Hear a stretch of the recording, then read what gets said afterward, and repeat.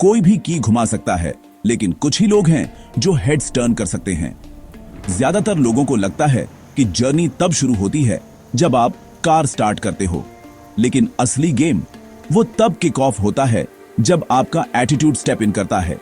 Engines noise करते हैं, लेकिन एटीट्यूड वो है जो इंपैक्ट बनाता है। स्पीड डैश पर दिखती है, लेकिन आपकी वाइब वो ऑफ द चार्ट्स होती है। कोई भी ड्राइव कर सकता है, लेकिन सिर्फ बोल्ड जो कॉन्फिडेंट होते हैं वो नाम बनाते हैं। तो साइलेंट रहो, लेकिन उस माइंडसेट को फियर्स रखो। Attitude, mindset, shorts, sigma.